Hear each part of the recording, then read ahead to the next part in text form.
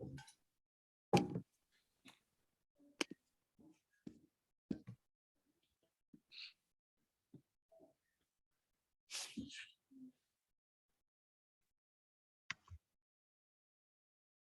everyone, how you doing tonight? I'm Sean Bagley. I'm going to be the one moderating this panel. If you guys want, don't have to, but feel free to turn on your cameras. We really want this to be an open experience to ask questions, talk to us. Don't hesitate to interrupt us. I will go on tangents and I'll talk all over the place. Tell me to shush and ask anything you want of any of the panelists. Okay. All right, well, we're going to get started. I'm going to let Emily go ahead and start introducing herself first, and then we'll let you all know who we are and we'll go from there. Emily, take it away. No pressure, super fine. I'm Emily Reynolds. I am a physical therapist assistant from Columbus, Ohio. I am one of the 3 PTAs that were Centennial Scholars for the inaugural cohort of the APTA Scholars program. I was sponsored by the Academy of Education. I work in outpatient orthopedic. It's cold outside. I don't know what else you want from me. I feel like I pretty much covered it. It's cold. It is cold outside. I'm Midwest too. Yeah. No, that's it. We'll talk about more stuff here, but Shelby, you want to introduce yourself? Yeah, hi guys. My name is Shelby Melton. I'm from the great state of Alabama. I am a PTA director of rehab for a skilled nursing contract company. So I have the entire state of Alabama all to my own self. And let's see, I was the Centennial Scholar for the PTA caucus. And I'm a PT rep for Alabama as well. So it's nice to see everybody. Casey, you want to go ahead? Yeah, I'm Casey Klein, and I am a PTA from Arizona. I was the Centennial Scholar sponsored by Arizona. And so I am also the PTA caucus rep here. And I just recently, in the last year, switched out from the clinic. I was in an outpatient orthopedic clinic at Midwestern University, affiliated with their DPT program. And then I just transitioned into PTA education at Brookline College. So I'm their director of clinical education and faculty member there as well. So yeah, that's me. Hey everybody, I'm Sean Bagley. I'm a PTA caucus delegate. My day job, I am the COO of a company called Rehabilitation Performance Institute. We are a 9 clinic now, outpatient orthopedic centered practice, really focused. I say orthopedics, but it's focused more on community health and things like that. And then also I'm a PTA caucus delegate, but I served as a mentor in the Centennial program.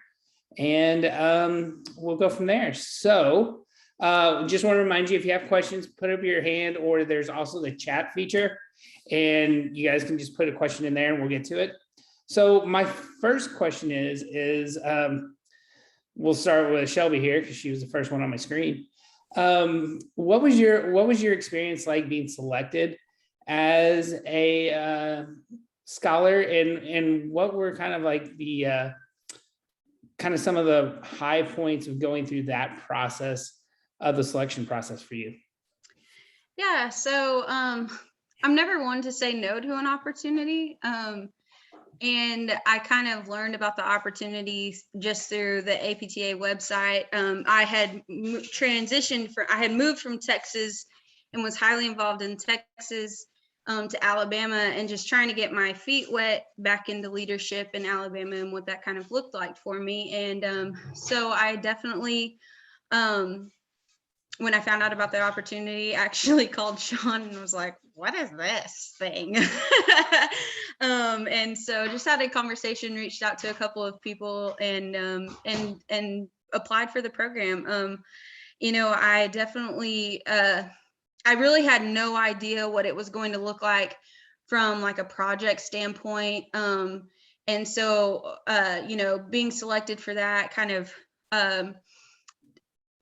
hearing the ideas going forward from what the caucus wanted, that was definitely a process in, I guess, just like kind of opening my mind to everything that PTAs can do.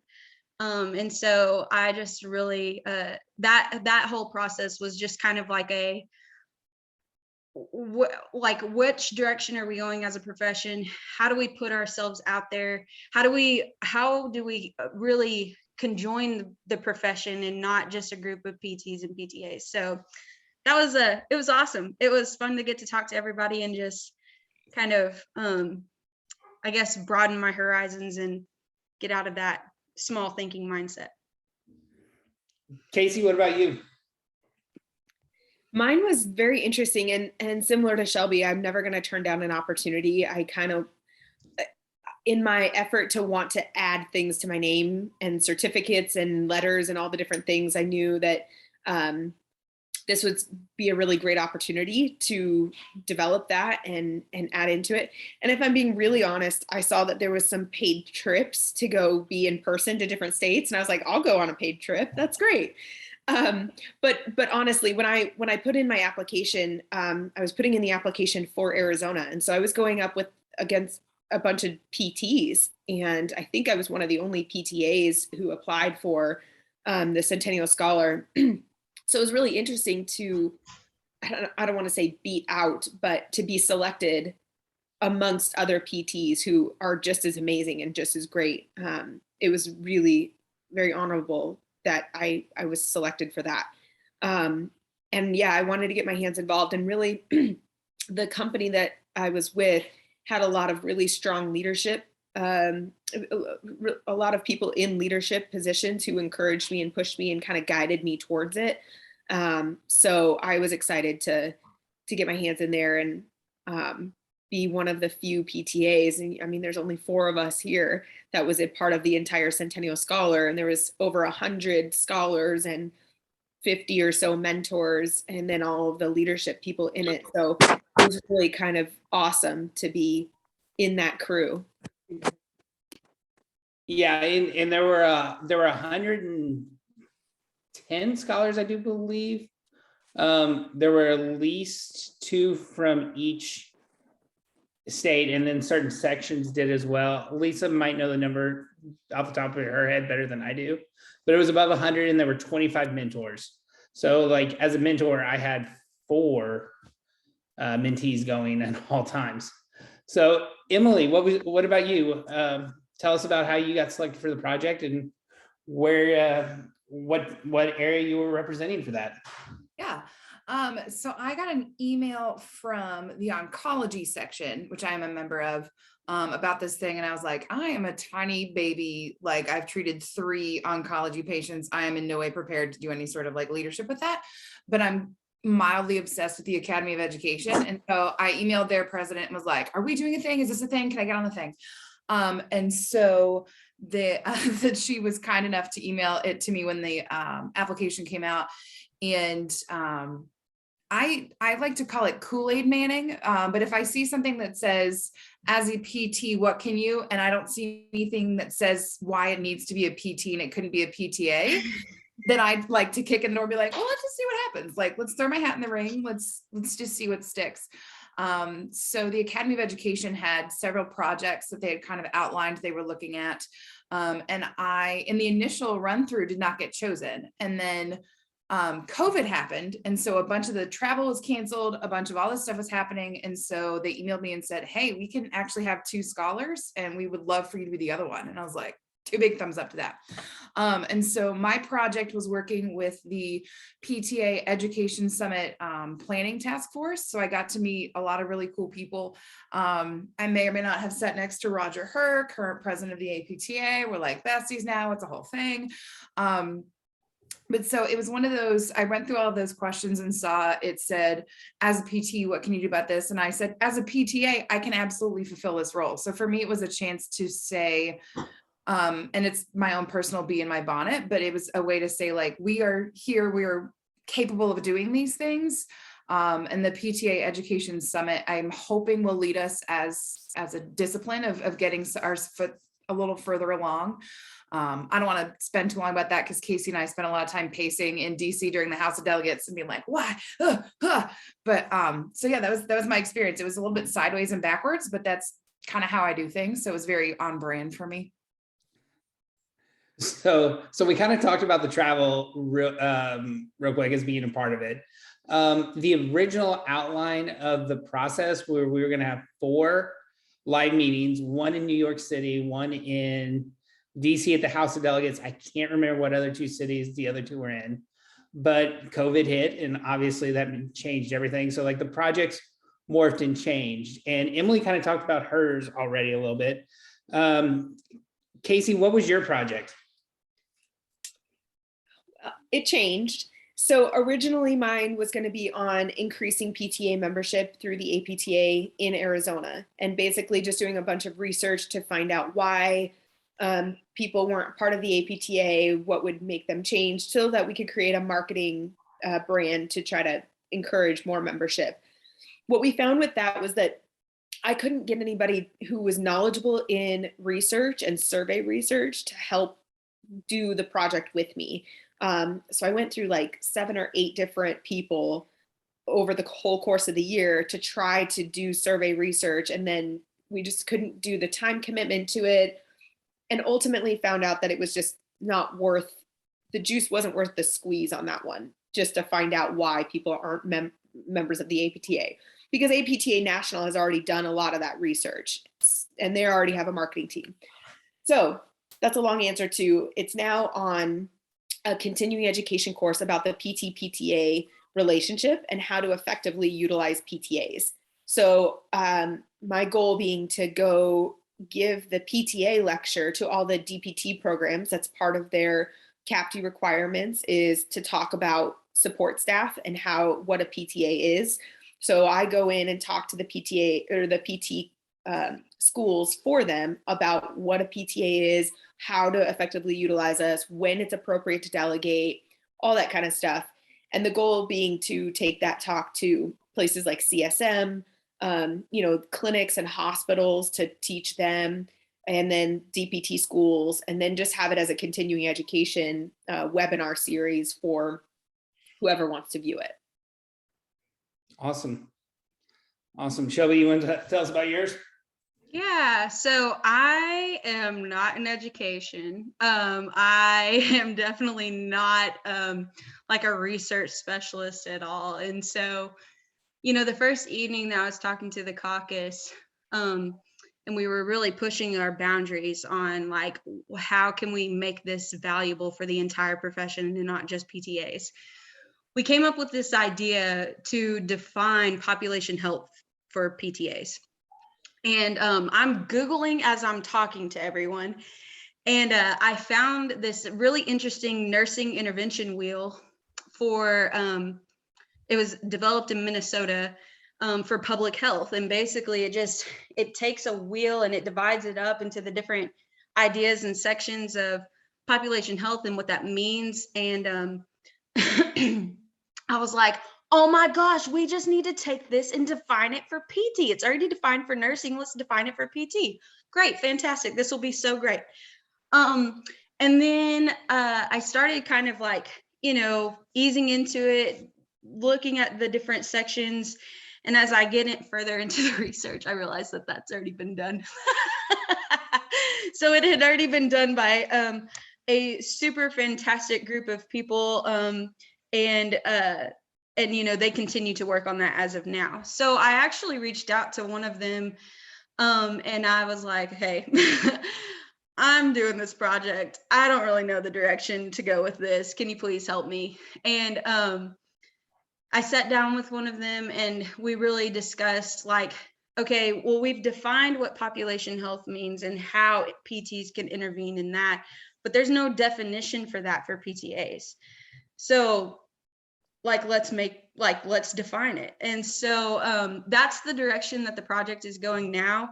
I actually ended up pregnant in the middle of my project, and that has slowed the process down just slightly. But I'm super excited with the team that I'm working with and just trying to kind of take a different approach. And my enthusiasm for the project really came because I was like, we were looking at the differential at the time. We had taken multiple hits in different payment or for different payment in different populations, like in home health. And I work in skilled nursing, so skilled nursing had taken a big hit.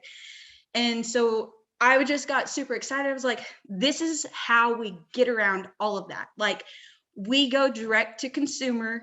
We just avoid, the insurance world, and payment policy can be redefined by doing that and doing it this way. So obviously a big, hairy, audacious, scary goal that would be the end result or have some kind of impact on that. But that's where my enthusiasm for the project, because honestly, I wouldn't have even been able to define population health before this project. So Awesome.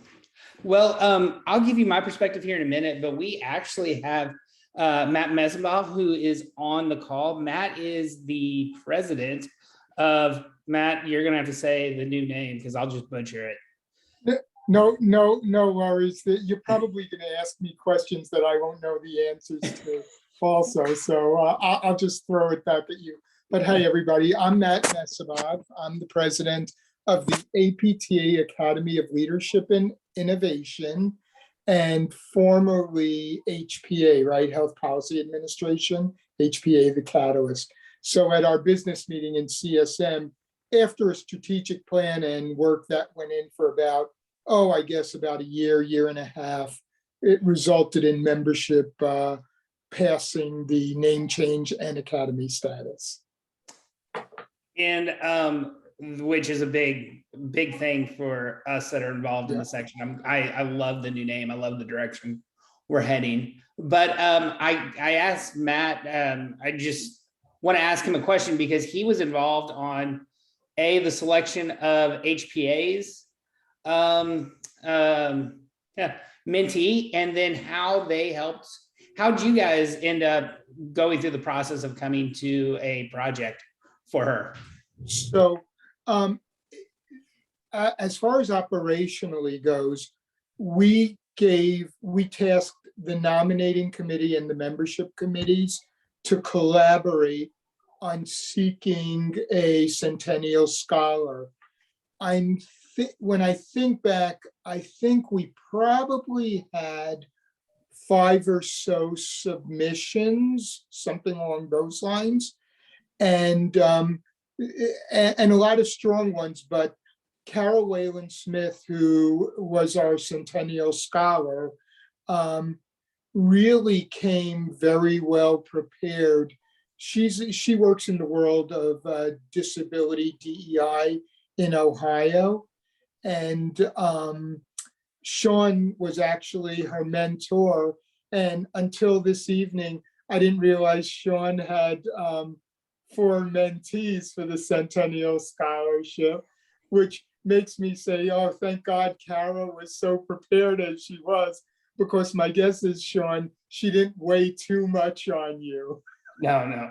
Yeah, we had worked in LAMP together before, and so I'd known her from 301, and no, like she was my easiest mentee by far. Yeah, and so on our site, which we still have our site as aptahpa.org. We're going to be switching the website over, but that all takes time. We actually have Kara's capstone project, as well as a webinar that supports the project.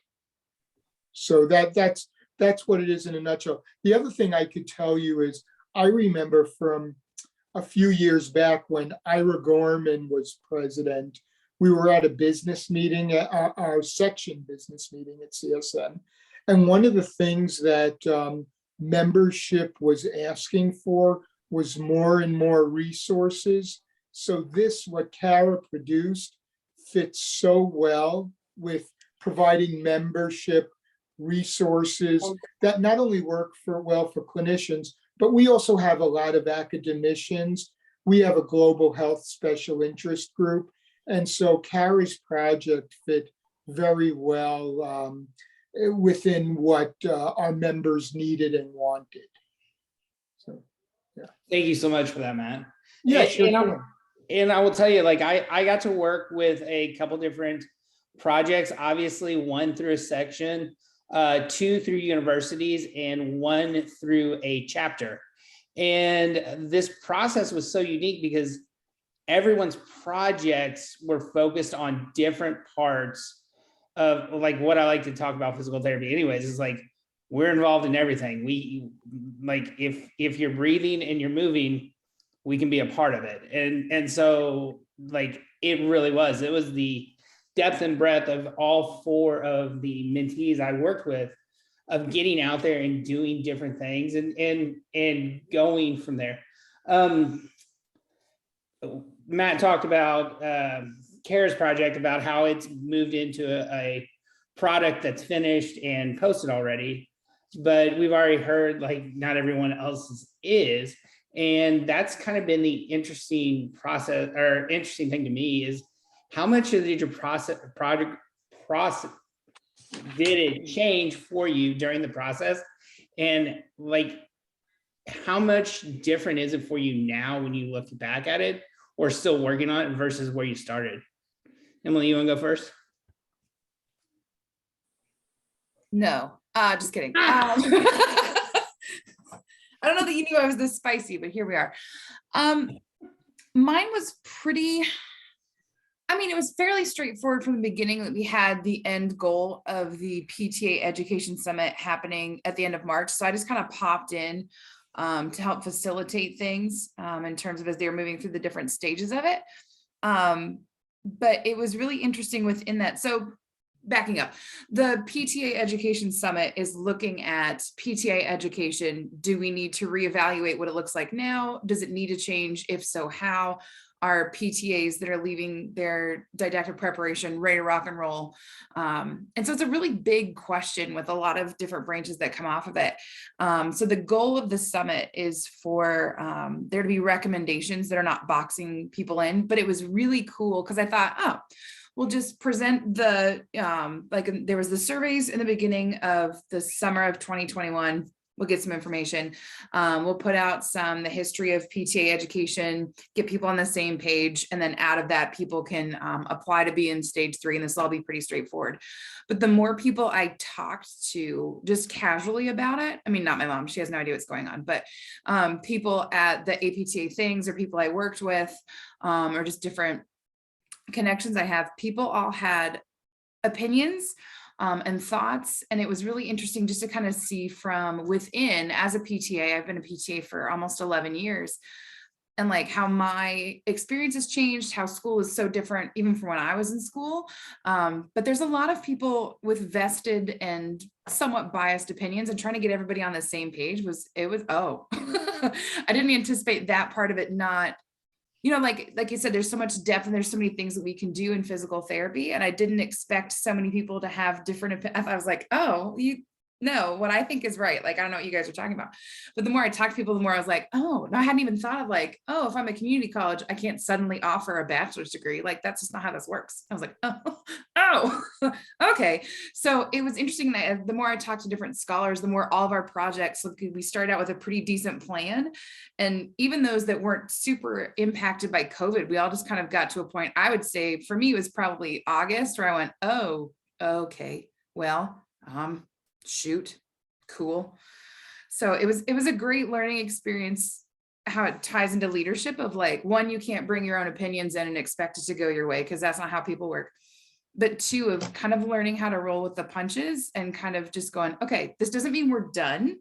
It just means we have to look at it a different way. And I think we as PTAs, especially, not that PTs can't, but I feel like we're such good, like we're naturally problem solvers. We want our patients to get better, and we want to break it into pieces that make it a doable thing for them, that when we hit hurdles, we kind of go, okay, well, that's weird, but we got to go this way. And I think that's something that really, for me, kind of pushed through for this whole project. And that's what my biggest takeaway from the program. Casey, what about you? You already talked about how your project changed, but, like, Yeah. what was that? Did you go through that moment that Emily's talking about? Just like, yeah, this is not going to work. Oh, 100%. I totally agree with Emily. Like, yeah, you do get to a point where you're just like, this sounds great in theory, and I know it would answer a lot of questions, or it would help a lot of people, but also it's just feasible. It's just not feasible. And so you have to kind of take that, is Emily said it perfectly. You have to, as a leader, you have to take that step back and recognize when you need to pivot and where you need to pivot to.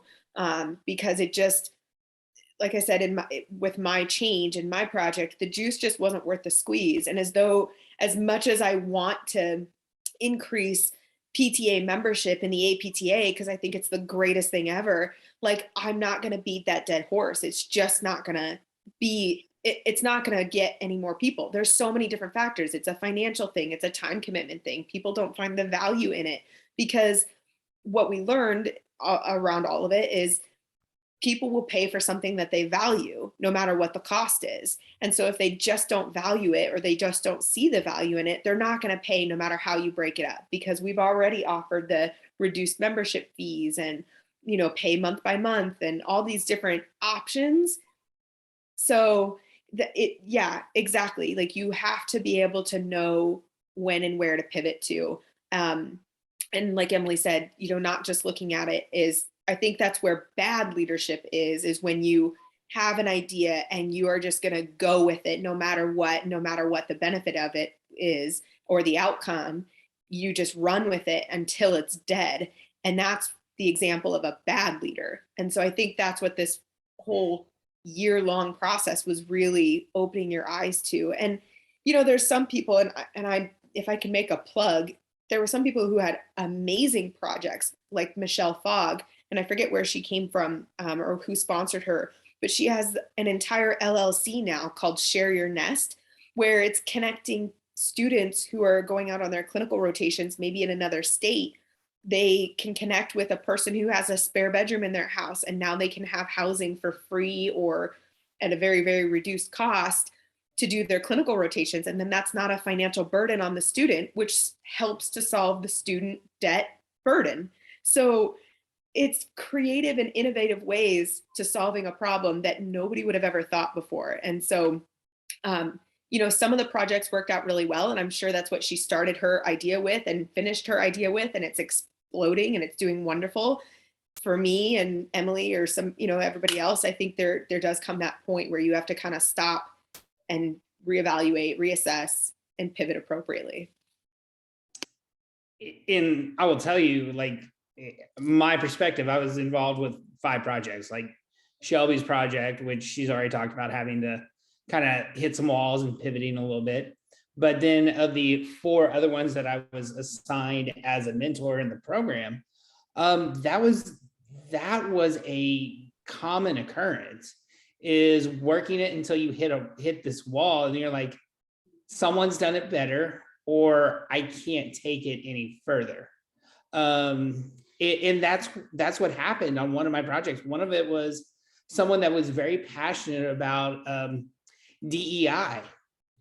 And as she moved through the process, she realized that I look like the traditional person in the field. How can I talk? How can I really give a voice to DEI that's powerful? And so, like, that was a big issue. Is like, okay, like, if you're not the right person to deliver the message, how do we help find the right delivery vehicle, even though this is your process? And so it was it was interesting to see. There was a lot of tears through this process for a lot of mentees. I will tell you, like, that was a common occurrence in mine that I know, and some others that have reached out to me through this process. Janine, you got a question? Or Jeannie, you got a question? I just looked at your name wrong. Oh, yes, I do. Thanks, Sean. And thank you, Emily, Shelby, and Casey. You guys are just freaking rock stars, So my question, though, is for each of the 3 of you, but Sean, also any information that you may have from the more centralized point, which is, so it sounds like there are a number of people who couldn't finish their project for one reason or another. And my question is, how are you being supported kind of moving forward? If the Centennial Project was supposed to be for a year and now you're going beyond a year, are you getting the support that you need in order to continue? Hey, Sean, I'll float that question. first, and anybody else can chime in.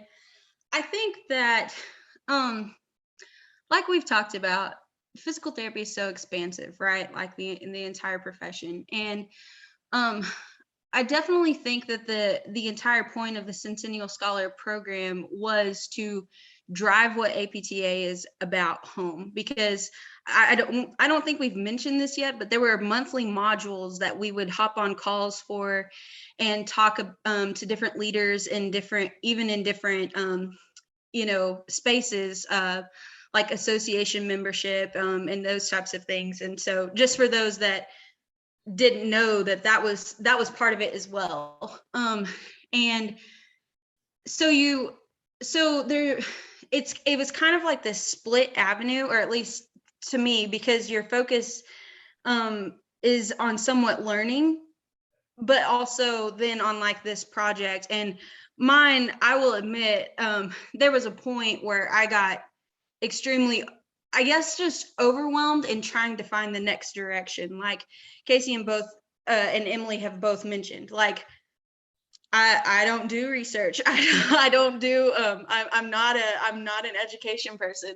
And so it very much comes down to where does my next shift go? Because now I don't really know. And a lot of the great mentors that I know and that I reached out to with didn't really know a lot about that either. And so it was really kind of reflection, reading, a lot of reading, and then trying to find those people. I think that what the weaknesses that the program exposed for me personally, is I'm not nearly as good at networking as I thought I was. I think that I'm a super outgoing person. I love to meet people. I love to talk. I love to talk to people. I should probably be a better listener when in those interactions, but I think that that's probably what the Centennial program taught me, is I'm not nearly as good as I thought I was at networking, finding those connections, reaching out to find those connections, like calling Sean and being like, do you know anybody that does this? So yeah, that was kind of my experience. Is not that people didn't want to support me, and not that I didn't get support. It was trying to find the right avenue of support that could build on this. And then eventually pregnancy brain just hits and you don't really know what you're doing anyway. So And I'll tack on to Shelby. I think for me, because things do pivot, and like you said, you have to find the right person to help you do all of it. I think a good chunk of people recognize that their project was going to take a longer than a year, regardless of anything. So there was kind of two options. And again, something that in the inaugural scholar program that they're working out the bugs too on what's the best thing for everybody. So one of the options was you can just keep working with the people who you had as supporters or mentors to finish your project, however long it took you. Or the second option was to start looking at a successor plan. So the next time this program is run, the next Centennial Scholar or the next scholar that comes through the program can either pick up where you left off or add to wherever you left off and continue that to its completion. So I think that's part of what they were looking at. So for me, I'm kind of staying connected with my one supporter that I do have to work on my project, but I could have also given my project off to the next person. What's hard about that is that the next person coming in, they have to feel just as passionate about that project as you did. Otherwise, it's going to die.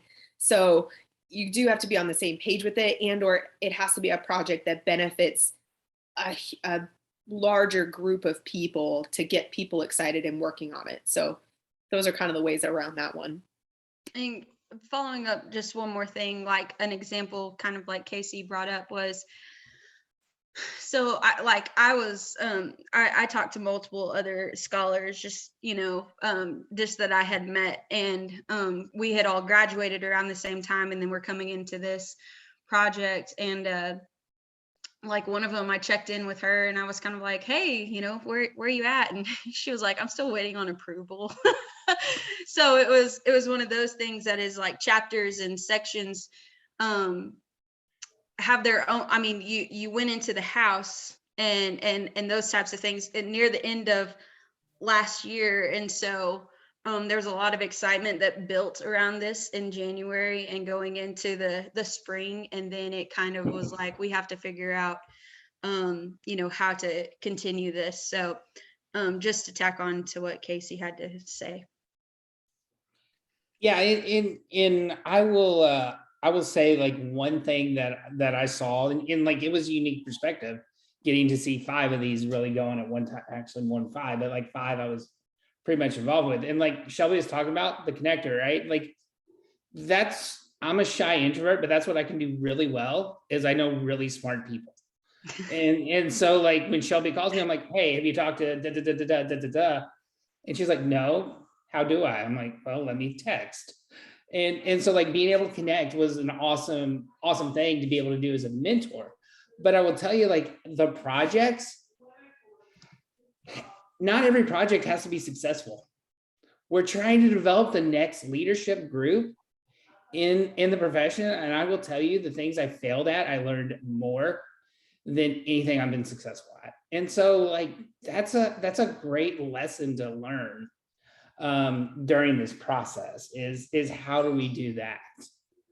And like, it's okay to have a project that didn't go wherever you thought you envisioned it going.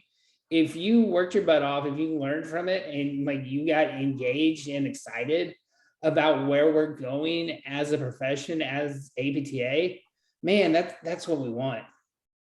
Do that. I want to see like when I see Emily, when I see Shelby, when I see Casey, I get excited because like these are the people that will replace me. And I'm like, thank goodness. There are wonderful people coming up that I can fade out and are going to take our place, the ones that have been here forever. So like, let's do that. Maya had a question in the chat about membership, and I see the hands raised. I'll get to you guys in a second. Okay, Matt already answered that. Maya, did you see his answer?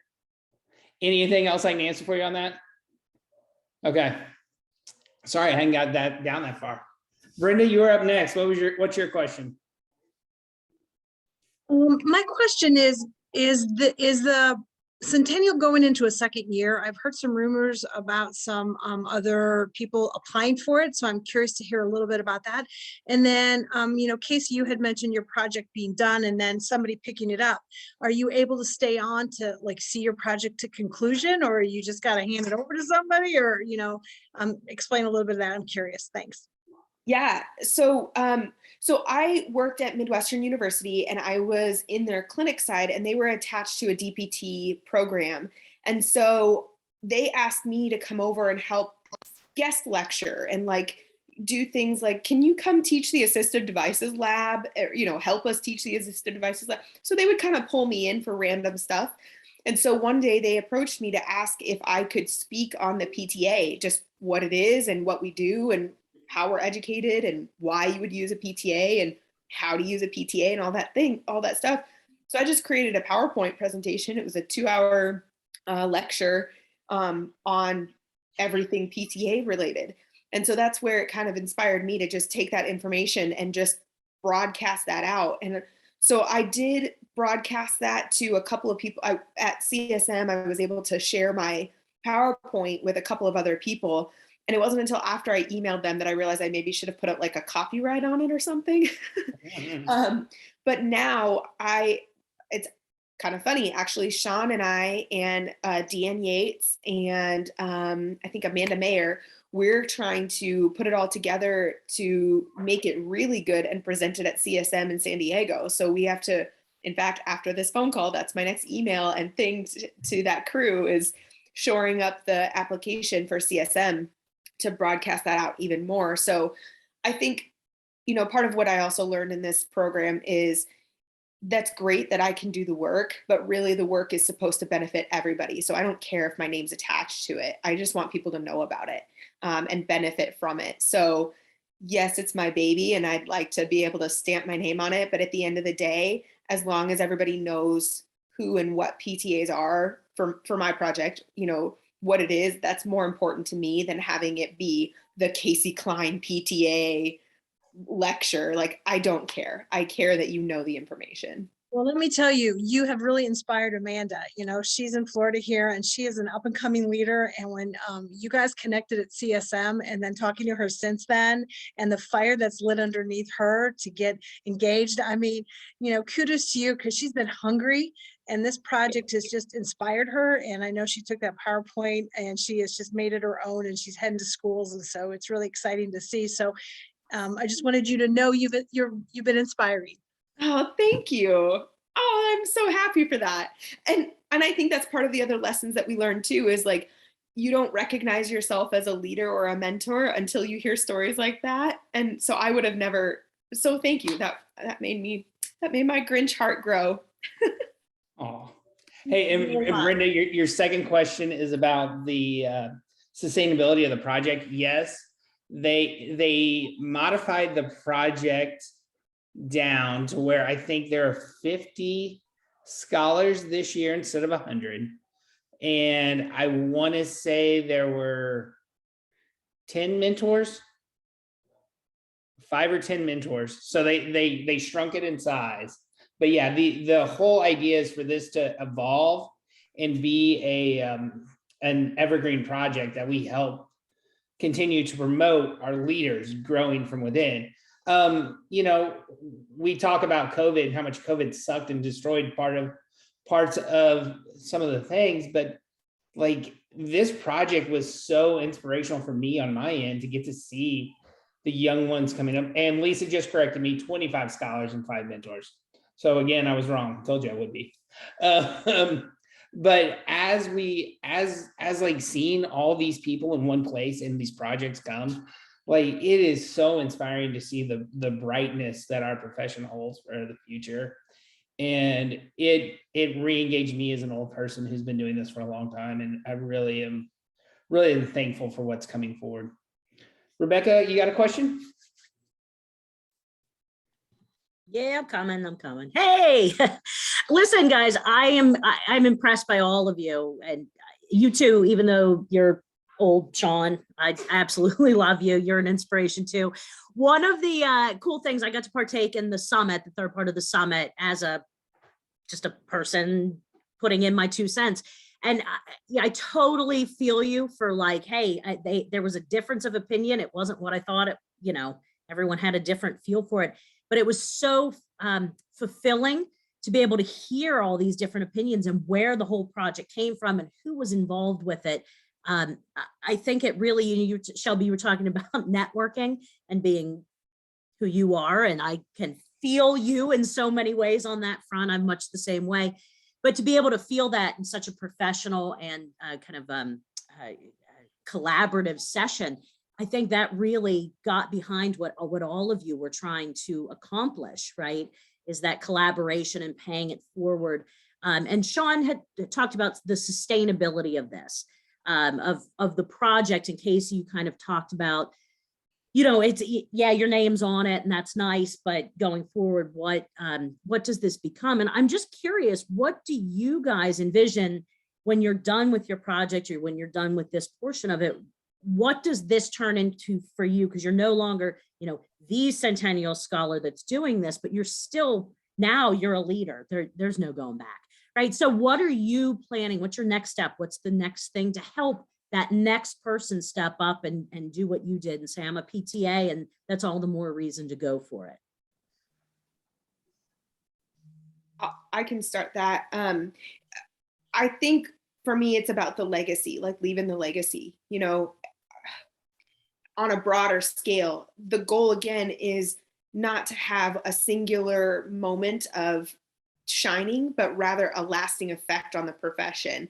And I think Emily can speak to this really, like that PTA Education Summit is going to make a huge footprint for everybody to fall into. that is going to forever change the way PTA education is looked at. And it's all because she's getting involved in this project. So, you know, I think that's really what the intention of the projects were, is not so much about us doing a project. It's creating an impact for the profession and people benefiting from it. Oh, I'm gonna have to call in the next two because neither one of them is gonna want to talk. No, I got this. I got it. I just was giving Emily a chance because I'm usually the one that won't ever shut up. So you know, like I've said, you know, I'm in the clinic. I'm working with different professions all day long.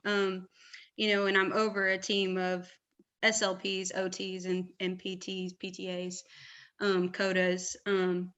And I think one of the most frustrating things that I realized out of all of this, and what I try to like pass on to my fellow colleagues, is like the opportunities are there and they present themselves. And I think that a lot of the times, especially on different social media threads, I don't know how many of you have every social media, but it's very interesting to see like what Twitter thinks of APTA, and then what Facebook thinks of APTA, and those different avenues, right? And so when I learn about opportunities, like I have a PT that's been a PT for 20 years. She's been with our specific company for 17. And I guarantee you, if she sat down to take the geriatric specialist exam, like she could pass it without studying.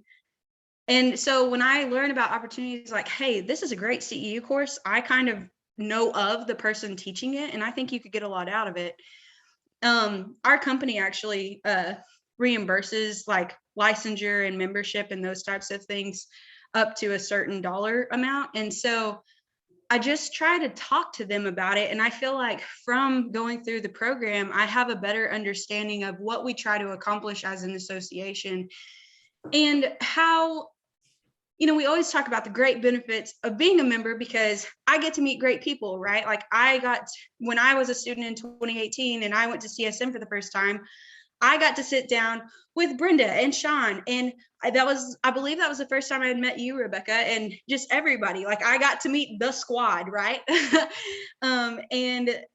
But like in the same token, APTA has added so much value to my own clinical practice. And I'm not like, you know, gonna sit here and say that that there's not opportunity for everybody, even though we talk a lot of the times how it's the same group of people every time getting involved in those types of things. I think that just going through the program, learning what the association aspires to be, especially because it was a lot of, hey, this is, you know, these are the ideas we can learn from and improve from by talking to these different leaders in different, you know, venues. I think that that's really what it added for me from a practice standpoint and being in the field every day. Awesome. Emily, your turn to be on the spot. I was trying to think how to answer this without going full Kool-Aid man, because that's just who I am. I love the full Kool-Aid man. That's awesome. I'm gonna use that from now on. You totally should. I physically can't kick in a door, but I like that mental picture. And my boss for sure knows that, like this past year with all the leadership development stuff and stuff that I've done separate from the Centennial program, like I'll email him something that's happening. I was like, another reason I'm a nightmare and I'm not sorry about it. But like, I think, so my project kind of wrapped itself up, right? It was the PTA Education Summit. They met in March, and there'll be recommendations coming forward from that. But I think for me, getting chosen as a Centennial Scholar led me to submitting to speak with a colleague, present at CSM about steps that PTAs can take in their clinic towards leadership. And we were accepted, and we were both like, whoa, okay. So it just kind of became this stair-stepping thing, and it was hard, and it was challenging, and it was scary. But I think when we were at one of the training things in September, Casey and I were sitting together, and I wish I had my notes with me. I'm dropping the plot. But there was a woman who was the former, I believe, chief executive officer of the American Occupational Therapy Association. And so she was giving this talk and talking about how ridiculous it is that the booster engines, follow me with this. This is a weird journey, but come with me on this trip. So the booster engines for space shuttles have to be a specific size. And that specific size goes all the way back to when they first made space shuttles and they had to travel by train. So the space shuttle boosters have to be able to fit through a tunnel of a railroad track. And that railroad tracks are based off the size of a carriage. So our space shuttle boosters are based off the size of 2 horse butts pulling a carriage. And so she was just talking about like how there's this different parameters and you can feel locked in and sometimes you have to think outside the box. And so in talking to her, asked the question of like, the AOTA has an OTA on their board. It's one of their 6 members, but the APTA doesn't. Do you think there's space for that? And her answer was very honest. She said, you have to keep trying, like you have to keep pushing. And I feel like the legacy, like Casey was saying, that I want to leave behind, I don't necessarily need people to know who I was. If they want to keep Kool-Aid Manning alive for forever, I'm cool with that. That can be my legacy. But more of with what happened in the House of Delegates and the discussion that really put a bee in my bonnet about 2 PTAs having a vote in the House of Delegates, that such a time is now for us to stand up for ourselves and to create space in our national organization. A lot of the monthly talks we had, people who aren't even PTAs, I mean, there's only 3 of us, there were people that were scholars in the program, but would throw out there to a member of the board of directors, when can a PTA be on the board of directors? What about PTA involvement? What about PTA votes? And I felt like this was a group who heard us and saw us, and this is our chance as future leaders to really shake, not in a mean way to shake things up, but to bring ourselves forward in this moment.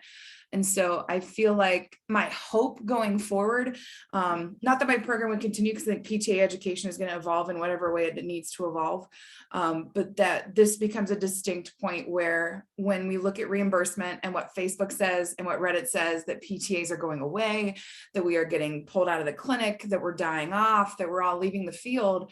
No. This is our time to stand in the gap. This is our time to get together. And even if it's you in your clinic or in your program, doing little things that make you stand out as a leader, those little steps gain momentum.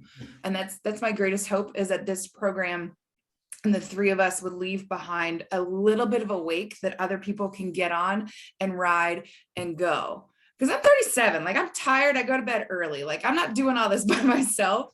So it takes as many of us as possible to get together and do this. And I firmly believe that we can make a difference, but it can't be just one of us. We have to lean on each other and pull in each other's strengths, that Casey's an educator, that I love a color-coded spreadsheet, that Sean's got experience with the PTA caucus and leadership, that Shelby has this great accent that I can't stop listening to and wanted to read my grocery list. Like we all have skills that can run forward with momentum.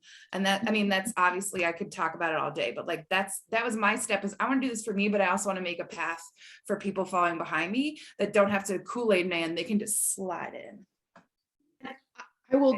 I will just say super fast, I threw it in the chat, but like, I think what made me really excited about this whole Centennial program and really clicked me into APTA and like how everything works ever is like, sometimes there's these amazing ideas and there's just nobody who's done it before. So people just need to actually put the boots on the ground and do it.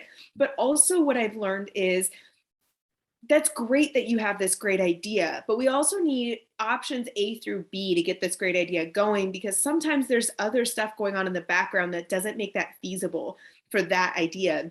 And so I think, and what Sean and what a lot of other leaders who are on this call actually, and a lot of other people, especially as a PTA in the association, not only do we have to come to you with a request, but we have to come to you with all the planning and the options and the cost and the budget and the this and the that, so that people can make a good decision. You know, we all talk about how I made the best decision that I could with the information that I had.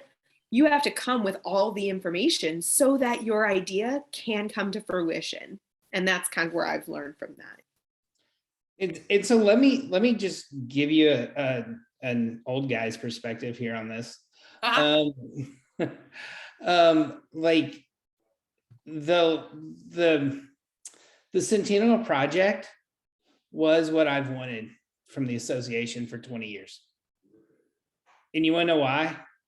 Never once did I get referred to as a PTA. Never once did the three of you all get referred to as PTAs, right? You were the leader in that room helping develop something, developing a project.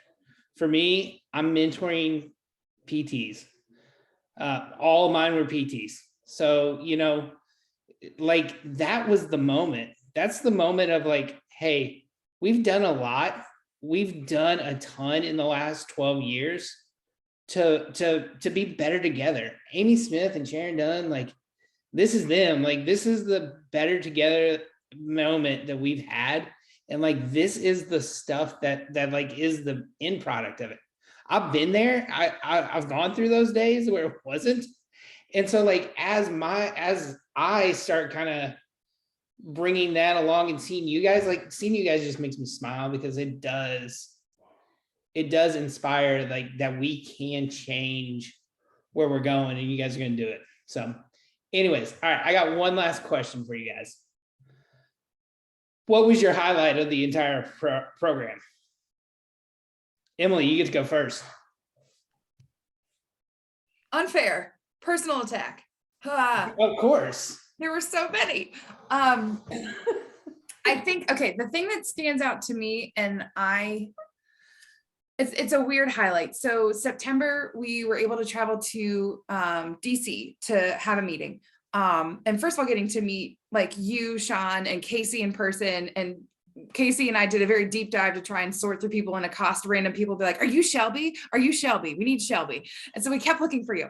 But just feeling this united front of the three of us. And I remember the House of Delegates was happening in this conference room across the hallway. I was in the spillover room, and it was so like, I was just sitting there getting like, they were talking about the amendment for the PTA caucus to have 2 reps. And I just felt like, I am so annoyed with like, just getting all mad about it and personal bias and stuff. And this woman stood up and was like, I can't believe this. And there were like 6 of us all pacing in the background, talking about this. And I thought, I'm not the only person who thinks this way. And just feeling like this sense of like when they talk about networking and you go to these, you go to CSM or you go to a local conference and you think these people and I, there's just, we're so spread so thin, but there are so many people that I, in that moment, felt like we're connected. We have the same plan. We have the same goal. And even though we're all really antsy about how this is going to go, it felt like this tiny room with like 15 people had such community.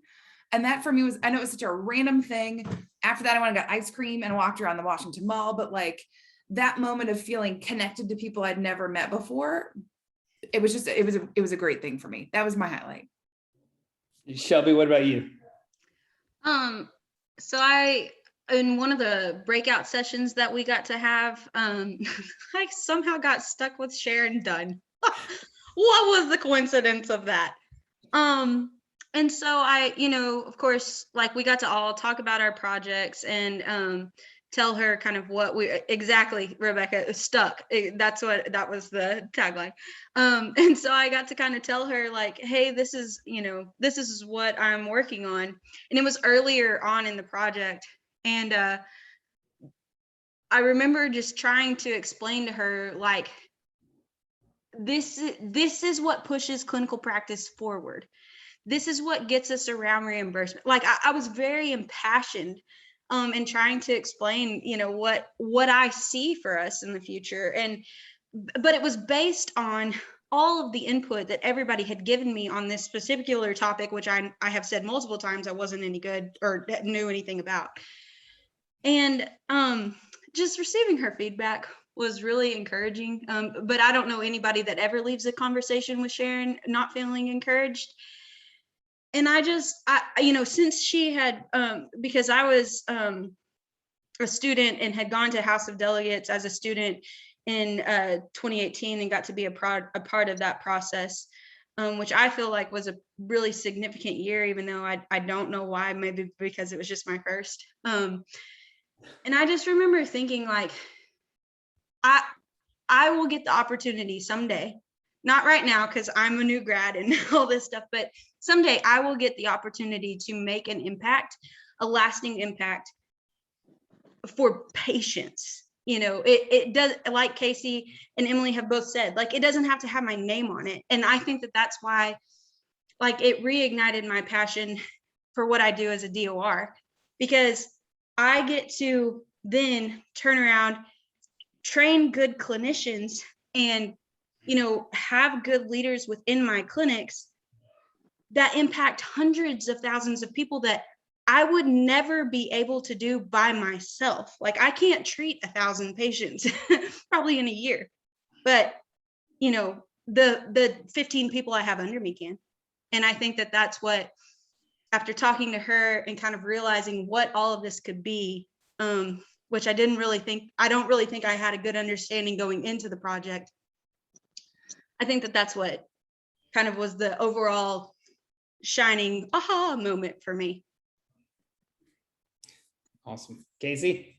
I'll be super quick. I think I got a lot of value off of the in-person meetups. I think Zoom is great and we can all connect across the country and it's very convenient, but there's really nothing quite like being in person. And my shining moment was the New York trip, where we got to go to Keen's Chop House and be in the same room that Mary McMillan was 100 years prior. And just that, I don't know, I'm kind of a sentimental person that way, and kind of the revelry of being in the room where these women started this amazing profession, and looking at the history and looking at where we're at. And again, Sharon Dunn's inspiration of what is the next 100 years going to look like? You're sitting here now 100 years after Mary McMillan sat here and developed the APTA. Do you think at that moment she had this vision of where we're at right now? So now what's your legacy and what's your thing going to be 100 years from now that next group can look back here? So that was kind of my big shining moment, where I took that away, and now it's got my, as Emily will say, the bee in the bonnet of what can I do for the next 100 years? It's awesome. I will tell you, like that dovetails on mine. Mine was and I'm a big, like, I love pictures. So like, I'm not a selfie king by any stretch of the imagination, but getting to like hang out and get a picture with Casey and Emily there, and just knowing that I need Shelby to be in New York so we all could have been there, was like the highlight for me. And like, when I go to my APTA pictures, that's one that pulls up. And like, that is important to me, because like, that is it was such an experience to be there and start moving the profession towards that next 100 years. It's just, gosh, it gives me tingles. So, I just want to end with, does anyone else have any other questions? I want to reply to what Maya said, if that's okay. Go for it. Maya, you've already taken the correct steps. So the way that I got involved was because I got an email from Texas. Was their chapter is formatted a little bit different, and they have a Texas Student Physical Therapy Association. And I got an email saying like, hey, we need people for the nom-com committee, like who's willing to step up. And none of my previous class, I came, my school program was pretty new. It'd been around, I think I was the 8th cohort. So I was like, shoot, I'll do it, whatever. And that led to then getting on their board of directors as a student, going to all their meetings in Austin. Then that led to becoming a PT caucus representative for Texas. Like, so you've already taken the right steps. And I hate to hear when students get discouraged because of whatever they get told on Facebook and Twitter and those types of things. Because I remember when COVID first hit, I was a brand new director of rehab, and I was seeing all these gripes and complaints about, like, you know, PDPM just happened, and then we're having COVID. And I was like, but where have any of you been? Like, I'm going to be the devil's advocate and say, where were you when, you know, 5 years ago, 10 years ago? So not to put it back on them, but a little bit, right? And so as a student, you're going to get to be a part of so many conversations, especially as, you get to attend conferences and leadership summits and, you know, more Zoom calls that APTA puts on. And so I just want to encourage you, and to any other student that listens to this later after the recording, is that's all it takes is just a yes to an opportunity, and a yes to a conversation. Yes to when you call Sean and say, hey, I don't know anybody, can you introduce me? You know, just being open and willing. I don't know how many students after that I got come up to me and say, like, I thought you had been practicing for years. And I was like, no, I literally just said yes, and I don't stop talking. So yeah, just say yes. That's all that this association needs is, you know your boundaries, know yourself, know your capabilities, but that's all we need is just more people to say yes. And I look at the names on this call, reach out to any of us, send me a text, send me an email, whatever. Like, we are here to make your life better and easier, because that's what we want, is we want you to be that next generation. So, and I'll go ahead and put in a plug for Matt.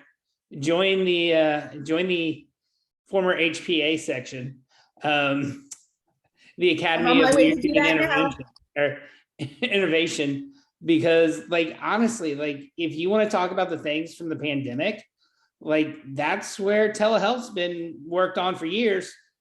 You know, Alan Lee, Bob Latz, these guys have been working on telehealth for a long time and had things in place that when we went to where we went, they were able to do it. And there are courses out there like taking LAMP. LAMP is a great opportunity to meet others, and students do it all the time. And you'll meet other leaders that are just as passionate about the field. So don't ever feel like you're pigeonholed in this profession. If there's something you feel passionate about, like, you can. If you want to find the ways to, like, look at Val is a PTA who practices in a whole different setting. And if you ever want to, like, have someone talk your ear off and talk to you about, like, how physical therapy can be so innovative in a non-traditional setting, listen to her.